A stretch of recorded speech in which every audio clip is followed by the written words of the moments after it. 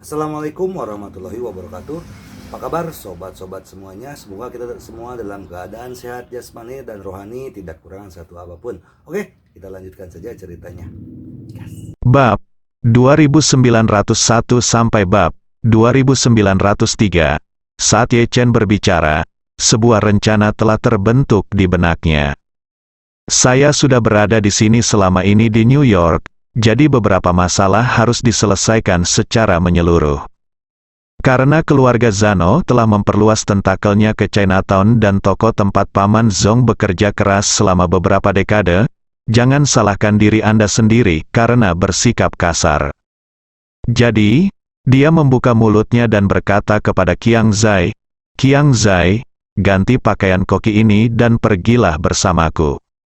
Qiang Zai melihat kelima anggota malaikat pembakaran dan bertanya dengan cepat, "Tuan Ye, apa yang harus kita lakukan dengan mereka? Bagaimana kalau saya bunuh mereka dulu, satu tembakan pada satu waktu? Jangan pernah menyia-nyiakan peluru." Kelima orang itu gemetar ketakutan. Mereka tidak pernah menyangka bahwa juru masak cilik, yang telah begitu sering diintimidasi oleh mereka hingga tidak berani kentut, kini bertekad untuk membunuh mereka berlima. Melihat ekspresi tegas Qiang Zai, Ye Chen tersenyum tipis dan berkata, "Masih terlalu dini untuk membunuh mereka sekarang. Biarkan Paman Zong dan Ni Dawei mengawasi mereka terlebih dahulu. Tidak akan terlambat untuk membunuh mereka setelah urusannya selesai." Chen Zhaozong dengan cepat bertanya, "Guru, apa rencana Anda? Apakah ada yang perlu Anda tangani?" Ye Chen tersenyum dan berkata, "Tidak perlu, Paman Zong. Setelah Qiang Zai dan saya pergi, Anda dapat menutup toko dan menunggu di sini sampai kami kembali. Jika ada orang yang tidak melihat mencari masalah selama periode ini, Anda dapat menggunakan $5 ini. Saya akan menjadi sandera secara pribadi dan segera menelepon Kexin." Di New York, tidak ada yang tidak bisa ditangani Fei Kexin. Jangankan beberapa gangster, bahkan keluarga Zhano pun tidak ada apa-apanya di hadapan Fei Kexin. Tapi Ye Chen tidak ingin Fei Kexin maju membantu. Begitu dia melapor, masalah ini tidak akan terlalu menarik. Namun, Ye Chen juga tahu bahwa dia tidak mampu melakukan hal lain. Jika dia membawa Qiangxi menemui keluarga Zhano, dia harus waspada terhadap toko angsa panggang yang menjadi sasaran anggota malaikat pembakaran lainnya. Chen Zhaozong secara alami mengetahui niat Ye Chen dan mengangguk ringan. Marvin bertanya lagi kepada Ni Dawei, "Anda telah tinggal di New York selama bertahun-tahun. Tahukah Anda situasi spesifik keluarga Zhano? Misalnya, di mana mereka tinggal, berapa orang di sana, dan siapa nama keluarga tersebut? Orang yang bertanggung jawab." Ni Dawei dengan cepat berkata, "Keluarga Zhano tinggal di dekat Changdao. Ada Zhano Manor, mafia relatif makmur. Anggota keluarga langsung memiliki populasi yang besar. Diperkirakan setidaknya ada 30 atau 50 orang. Patriark saat ini dari keluarga Zhano adalah Antonio Zhano." "Oke." Ye Chen mengangguk dan berkata kepada Chen Zhaozong, "Paman Zong, saya akan membawa Qiangxi ke Zhano Manor. Jika semuanya berjalan baik, saya akan kembali dalam 2 jam." Chen Zhaozong berkata dengan cepat, "Tuan muda, harap lebih berhati-hati." Keluarga Zhano, dari Sisilia, telah menjadi dominan di New York selama beberapa dekade. Keluarga ini telah menjadi anggota mafia selama beberapa generasi. Dan kenang-kenangan keluarga yang mereka simpan selama beberapa dekade adalah senapan mesin ringan Thompson yang diproduksi selama Perang Dunia II. Dikatakan bahwa setelah Zhano tua, yang bertanggung jawab atas keluarga Zhano, menjual asetnya di Sisilia dan datang ke New York, dia secara bertahap membangun pijakan di dunia bawah tanah Amerika dengan senapan mesin ringan Thompson.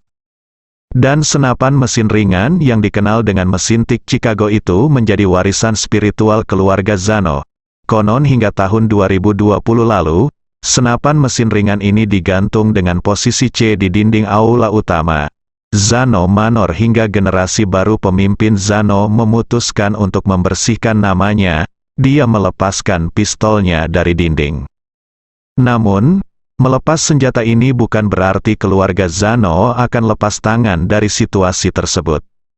Sebaliknya, setelah mereka membagi semua bisnis ilegal tersebut dan memberikannya kepada geng-geng rompi di bawahnya yang sepertinya tidak memiliki hubungan dengan keluarga Zano, mereka diam-diam terus mempromosikan geng-geng tersebut untuk menaklukkan kota-kota di New York dan bahkan seluruh pantai timur.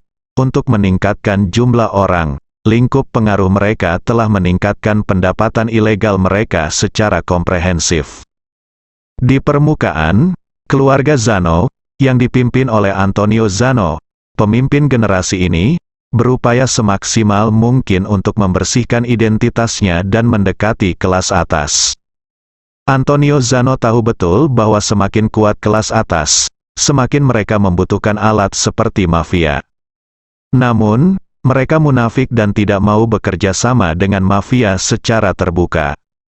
Artinya, jika sebuah keluarga mafia ingin mendapatkan dukungannya, hal pertama yang harus mereka lakukan adalah membersihkan diri.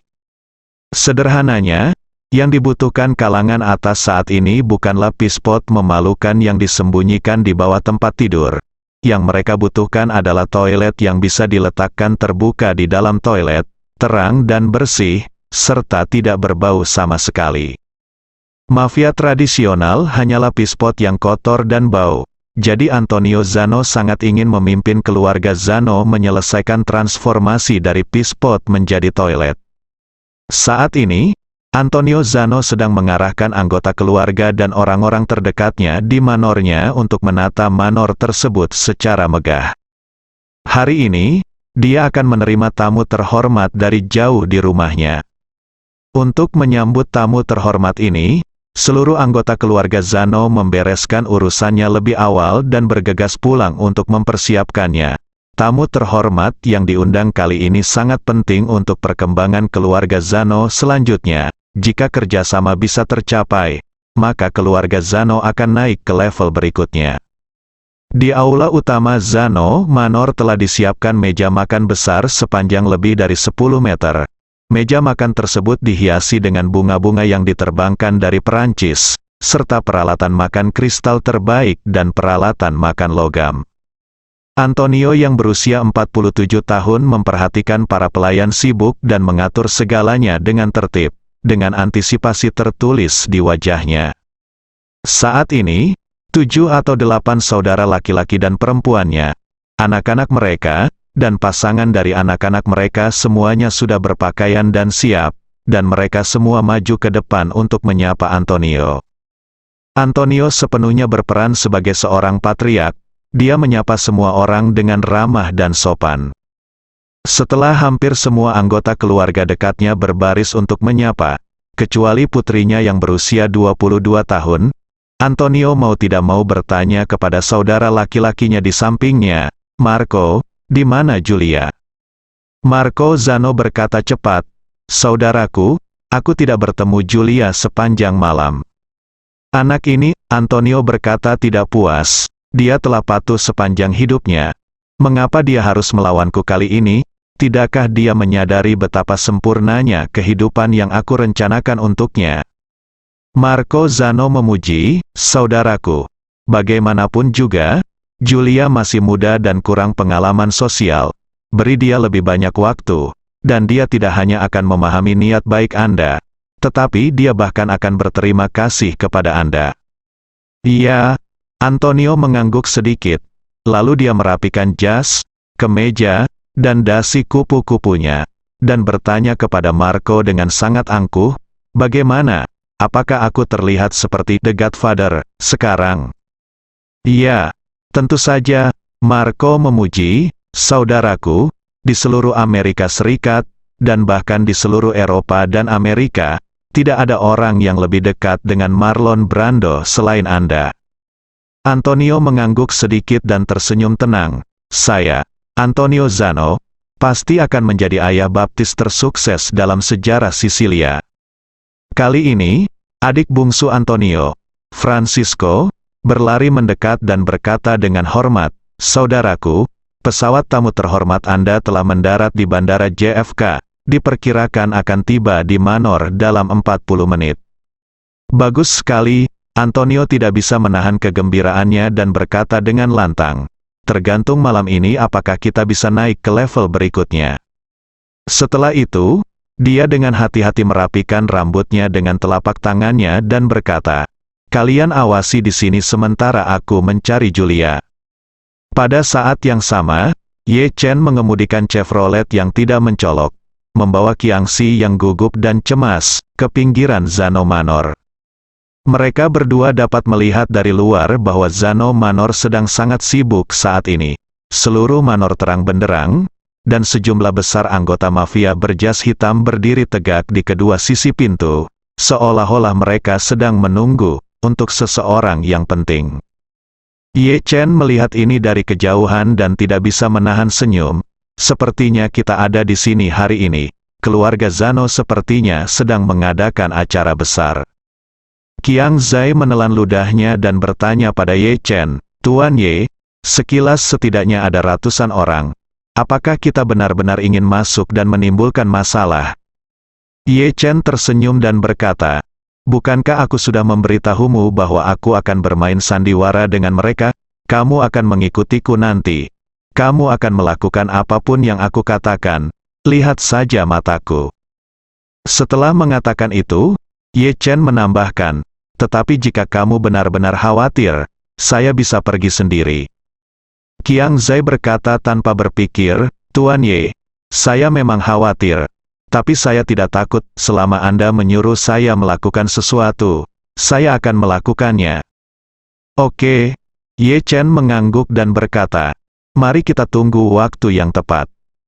Saat ini, di Zano Manor, Antonio mondar-mandir menuju pintu kamar putrinya Julia. Ia mondar-mandir di depan pintu sejenak, lalu melangkah maju dan mengetuk pintu. "Julia, ini aku, Ayah." Tidak ada respon di ruangan itu. Antonio tidak punya pilihan selain berbicara dengan sabar di luar pintu. "Julia, Anda harus tahu bahwa tradisi Sisilia kami adalah segalanya untuk keluarga. Alasan mengapa saya duduk di posisi ini hari ini bukan karena kehormatan, aib, atau kekayaan pribadi saya. Semuanya demi masa depan keluarga Zano kita. Saya harap Anda bisa, seperti saya, selalu mengutamakan kepentingan keluarga." Di dalam kamar, seorang gadis muda dengan marah menegur, "Segala sesuatu untuk keluarga hanyalah pikiran dan keinginan pribadi Anda. Anda tidak dapat memaksakan pikiran dan keinginan pribadi Anda kepada saya. Jika demikian, saya lebih baik meninggalkan keluarga ini." Antonio berkata dengan marah, "Dengarkan kata-kata bajingan yang kamu ucapkan. Jangan lupa bahwa kamu adalah seorang gadis dengan darah Pulau Siksi mengalir di tulangmu. Gadis-gadis dari Pulau Siksi, meskipun mereka menikah dan mengubah nama keluarga mereka, dan kamu jangan pernah melupakan keluargamu, merek keluarga tertinggal dalam darah, tulang, dan jiwa setiap penduduk Pulau Kiki. Pergilah ke merek keluargamu." Gadis itu berkata dengan marah, "Mulai hari ini, aku akan mengambil nama keluarga ibuku. Aku bukan lagi Julia Zano. Aku Julia Cirisela. Aku sudah lama bosan. Nama belakangnya adalah Zano." "Beraninya kamu?" Antonio menggedor pintu dengan marah dan berteriak dengan marah, "Julia, jika kamu bersikeras untuk berkonfrontasi denganku, maka aku akan mengirimmu ke Sisilia semalaman dan mengirimmu kepadamu. Peternakan sepupuku akan mengizinkanmu mencukur wol di sana untuk sisa hidupmu." Gadis di ruangan itu terdiam sejenak. Suasana hati Antonio tidak tenang sama sekali. Ketika dia melihat putrinya tidak bereaksi, dia terus mengaum dengan agresif, "Julia, jangan berpikir bahwa masalah ini bisa selesai tanpa bicara. Aku akan memberimu waktu 3 detik untuk memikirkannya. Itu, jika Anda yakin jika Anda ingin menghadapi saya akan mengatur agar Anda pergi ke bandara sekarang." Setelah itu, dia sedikit meninggikan suaranya dan berteriak, "1, 2. Gadis di ruangan itu berteriak dengan gugup, Oke, aku mendengarkanmu, aku mendengarkanmu." Antonio kemudian sedikit tenang dan berkata dengan dingin, "Kurang lebih sama, ingat, seorang gadis Sisilia akan melayani keluarganya seumur hidupnya. Gadis di dalam berkata tanpa daya, "Oke, kamu benar. Sekarang silakan pergi dulu. Saya perlu waktu untuk berdandan." Antonio berkata dengan dingin, "Saya beri waktu 10 menit. Selama 10 menit ini, saya akan menunggumu di sini." Gadis itu tidak punya pilihan selain berkata, "Terserah kamu. Jika kamu bersedia menunggu, tidak ada yang akan menghentikanmu." Antonio mencibir dan mengingatkan, "Julia, saya menyarankan Anda untuk tidak mencoba keluar jendela untuk melarikan diri, karena saya sudah mengatur agar orang-orang mengawasi di luar jendela Anda. Begitu Anda keluar dari jendela, mereka akan saya tangkap kamu, masukkan kamu ke dalam mobil dan bawa kamu ke bandara." Gadis itu tiba-tiba menjadi marah, dasar bajingan. Antonio tidak marah bahkan setelah dimarahi oleh putrinya, dan berkata sambil tersenyum, "Ingat, Julia, seorang gadis Sisilia, dia akan melayani keluarga sepanjang hidupnya. Kamu mengkhianati keluarga dan membuatku malu. Aku lebih suka biarkan kamu potong rambut di Sisilia. Wall seumur hidup tidak akan pernah membiarkanmu menjadi aib bagi keluarga." Gadis itu berteriak histeris, "Antonio Zano, aku benci kamu." Antonio berkata, "Kamu boleh membenciku, Julia, tapi ingat." Sebelum Antonio dapat berbicara, gadis di dalam berteriak keras, "Seorang gadis Sisilia menghabiskan seluruh hidupnya untuk keluarga. Saya sudah tahu, jangan bicara lagi." Antonio tersenyum dan berkata, "Senang sekali kamu mengetahuinya." 10 menit kemudian, pintu terbuka, dan seorang gadis jangkung dan cantik dengan rambut coklat, mata hijau, dan gaun malam putih keluar dari kamar. Gadis ini adalah putri Antonio, Julia Zano. Melihat putrinya berdandan, Antonio tidak bisa menahan diri untuk tidak memuji, "Ya Tuhan, Julia, kamu pasti gadis tercantik di Sisilia." Julia berkata dengan ekspresi jijik, "Saya bukan gadis dari Sisilia. Saya lahir di New York, dan saya hanya menghabiskan kurang dari setengah tahun di Sisilia dalam hidup saya. Saya tidak ingin melakukan apapun dengan tempat kumuh itu lagi. Ini hubungan yang remeh." Antonio sedikit mengangkat sudut mulutnya dan berkata sambil tersenyum, "Julia, kamu masih muda. Cepat atau lambat, kamu akan menjadi seperti saya dan sangat bangga dengan darah Sisilia yang mengalir di tubuhmu." Julia berkata dengan ekspresi jijik di wajahnya, "Kalau begitu aku lebih suka pergi ke rumah sakit dan mengganti semua darah di tubuhku." Antonio menggelengkan kepalanya dan menghela nafas, "Masa pemberontakanmu akan memakan waktu lebih lama dari yang aku perkirakan. Tapi itu tidak masalah, selama kamu mematuhi pengaturanku, aku tidak akan berdebat denganmu." Julia tidak berkata apa-apa lagi dan mengikuti Antonio ke aula utama istana. Matanya selalu mencari-cari sesuatu. Waktu berlalu menit demi menit. Beberapa menit kemudian, dalam kegelapan di luar istana, Qiang Zai tidak bisa menahan diri untuk tidak bertanya kepada Ye Chen, "Tuan Ye, tunggu apa lagi?" Ye Chen tersenyum dan berkata, "Menunggu kesempatan." Qiang Zai bertanya dengan heran, "Kesempatan apa?" Ye Chen, yang berada di samping, tiba-tiba memiliki secercah cahaya di matanya. Dia menunjuk ke sebuah mobil hitam yang keluar dari Zano Manor dan berkata sambil tersenyum, "Itulah kesempatannya." Setelah itu, dia menyalakan lampu mobil, menginjak pedal gas dan mengusir mobilnya. Di dalam mobil berwarna hitam, Julia yang mengenakan gaun malam berwarna putih, bergegas keluar dari mobilnya. Dia hanya sengaja mencari kesempatan untuk merusak ujung roknya, lalu menggunakan alasan menangani ujung roknya untuk melarikan diri dari aula utama, dan kemudian menemukan mobil hitam tanpa kunci ini di halaman. Saat ini, dia tidak tahu kemana dia harus pergi. Dia hanya ingin memanfaatkan kesempatan untuk melarikan diri dari tempat ini sebelum ada yang bereaksi. Namun, pada saat ia mengemudikan mobilnya keluar manor dengan panik, tiba-tiba sebuah mobil Chevrolet melaju di jalan depan manor. Dia secara tidak sadar ingin menginjak rem, tetapi entah kenapa, Dia mencoba yang terbaik dengan kaki kanannya dan tidak bisa menginjak pedal rem bahkan setengah menit pun. Julia tidak tahu bahwa dia, atau lebih tepatnya, mobil yang dikendarainya, adalah kesempatan yang sudah lama ditunggu-tunggu Ye Chen. Oleh karena itu, siapapun yang mengemudikan mobil tersebut, ia langsung memblokir pedal rem dan kolom kemudi dengan energi spiritualnya, sehingga mobil tidak dapat melambat dan berbelok. Saat ini, Julia berusaha sekuat tenaga dan tidak mampu mengendalikan mobilnya untuk melambat atau berbelok. Ia hanya bisa melihat mobil tersebut bergegas keluar dari manor dan mendarat di sisi bagasi Chevrolet dengan keras. Chevrolet tersebut tertabrak dan berputar-putar di jalan raya, serta terguncang akibat dampak ledakan dan dampak meledaknya kantung udara. Saat ini, anggota mafia yang berjaga bergegas untuk memeriksa. Semua orang mengenali mobil itu sebagai milik anggota keluarga Zano, jadi mereka segera melangkah maju, membuka pintu taksi, dan menarik keluar pengemudinya. Ketika semua orang melihat wanita tertua, Julia, sedang mengemudi, semua orang berseru, "Nona, kenapa kamu?"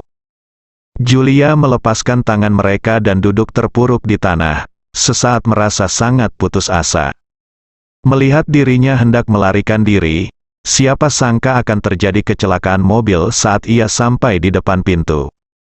Saya khawatir tidak ada kesempatan untuk melarikan diri sekarang. Bagaimana jika ayah saya mendapat berita dan melihat bahwa dia mencoba melarikan diri, dan dia masih tidak tahu bagaimana menghukum dirinya sendiri? Selama dia tidak berhasil kali ini, dia pasti akan mengambil tindakan pencegahan yang ketat terhadap dirinya sendiri.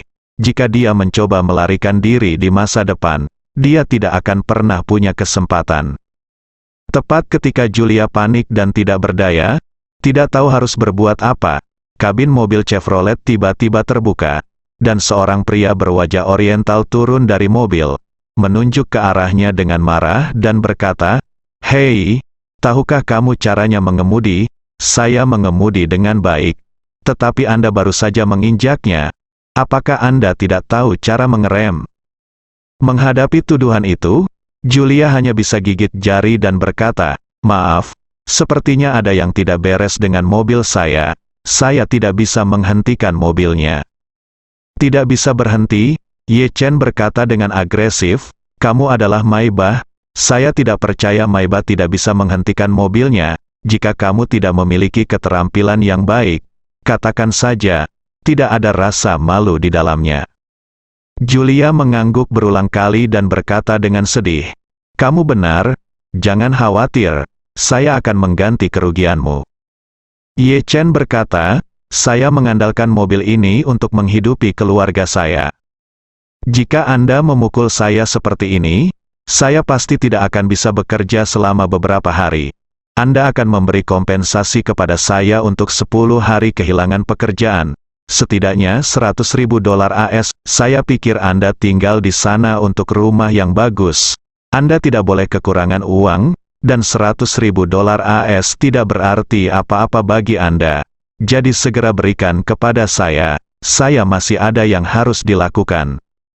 Semua mafia Sisilia yang berjas dan berdasi di sekelilingnya tercengang. "Apakah Anda takut menjadi tuli? Orang ini sebenarnya berani memeras putri bos keluarga mafia di depan pintu rumah keluarga mafia. Dengan $100.000, hanya Chevrolet jelek ini, $100.000 dapat membeli banyak." Maka salah satu dari mereka langsung berteriak dengan marah, "Brengsek, beraninya kau memeras wanita tertua kami. Apa kau lelah hidup?" Pemerasan. Ketika Ye Chen mendengar ini, dia tiba-tiba menjadi cemas dan berkata, "Saya lewat di sini tanpa mengganggu siapapun, dan tiba-tiba saya ditabrak oleh mobil gadis ini. Wajar jika saya menuntut kompensasi. Bagaimana Anda bisa mengatakan sesuatu tentang saya? Pemerasan. Kamu tidak ingin diintimidasi oleh banyak orang, dan jangan berpikir bahwa aku takut padamu karena ada banyak orang."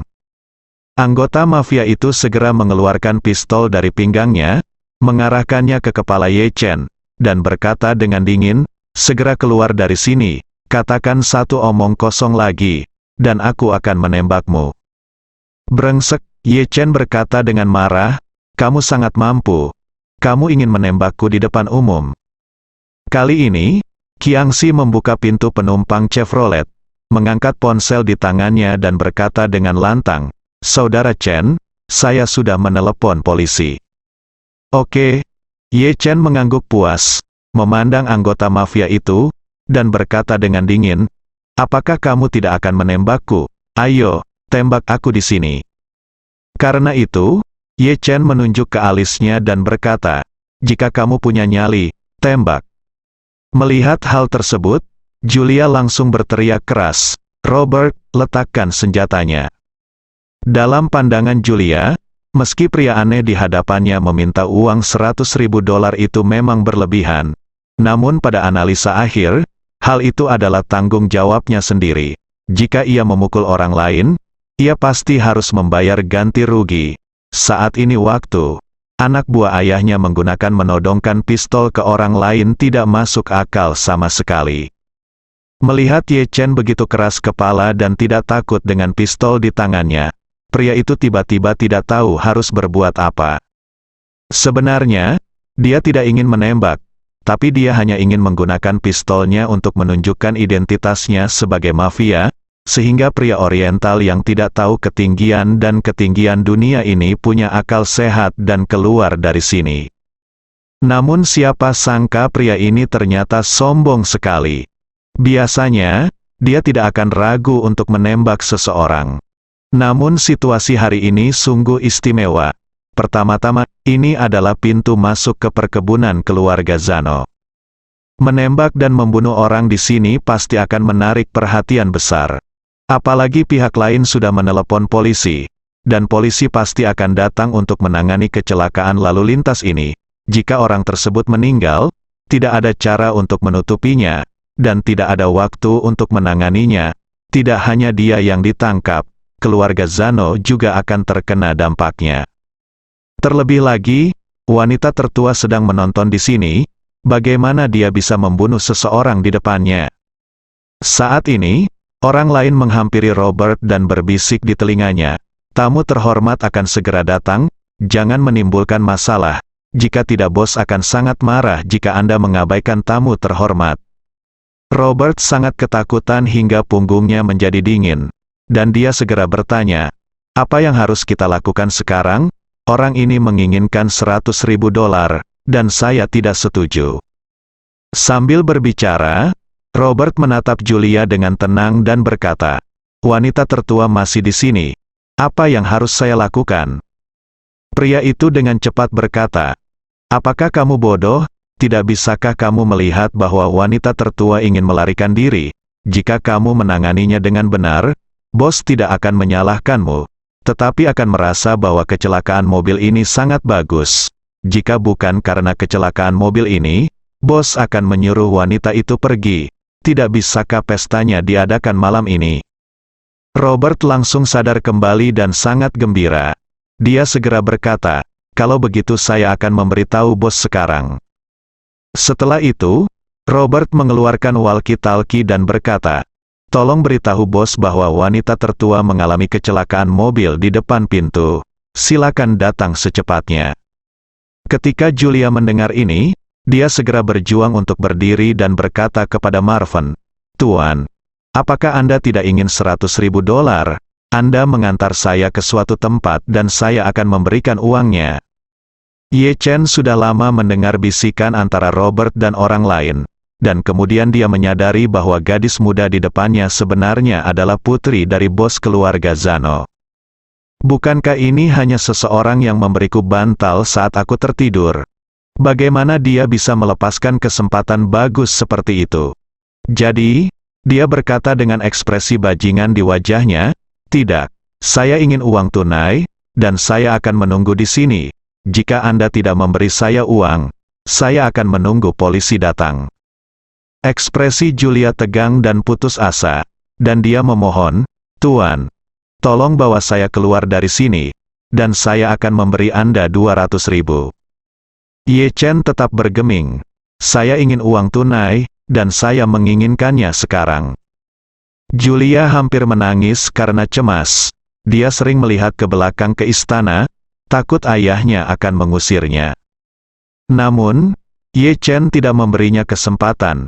Saat itu, seorang laki-laki jangkung dan gendut berjas berlari keluar dengan cepat, disusul rombongan besar orang. Ketika Julia melihatnya, ia langsung putus asa, karena laki-laki berjas yang berlari paling depan adalah ayahnya Antonio. Antonio marah dan cemas saat ini. Dia tidak pernah menyangka putrinya Julia secara tidak sengaja mematahkan ujung roknya. Sekarang, dia bilang dia akan mencari jarum dan benang untuk memperbaikinya.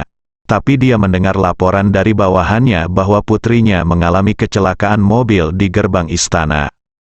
Ketika dia mendengar berita itu, hal pertama yang dia pikirkan bukanlah tidak peduli dengan keselamatan putrinya, tetapi takut putrinya akan melarikan diri, jadi dia mengusirnya dengan panik. Ketika Julia melihatnya, dia berjuang untuk melarikan diri, tetapi ditangkap oleh Ye Chen. Ye Chen berkata dengan serius, "Nona, jika kamu melarikan diri sekarang, itu akan menjadi tabrak lari." Julia menghentakkan kakinya dengan cemas. Awalnya dia sangat bersalah terhadap Ye Chen, tapi sekarang dia ingin menamparkan wajah Ye Chen. Dia tidak punya pilihan selain menunjuk ayahnya yang semakin dekat dan berkata, "Pria itu adalah ayahku. Dia akan memberimu uang untukku. Tolong minggir dan biarkan aku pergi." Itu tidak akan berhasil. Ye Chen berkata dengan tegas, "Jika kamu memukulku, aku akan meminta kompensasi darimu. Itu tidak ada hubungannya dengan orang lain. $100.000, tidak kurang 1 sen pun." Julia sangat marah hingga air mata berlinang. Saat dia hendak berbicara, ayahnya Antonio sudah datang, memandangnya dan berteriak dengan marah, "Julia, jelaskan padaku mengapa kamu ada di sini."